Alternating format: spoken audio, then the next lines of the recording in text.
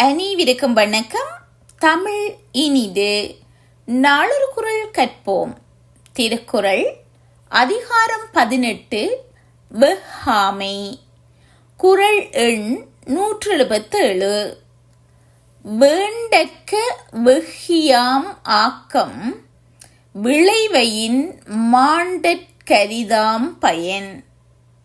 இதன் பொருள், பிறர் பொருளை கவர்ந்து கொள்வதால் வரும் ஆக்கத்தை எவருமே விரும்ப வேண்டாம்.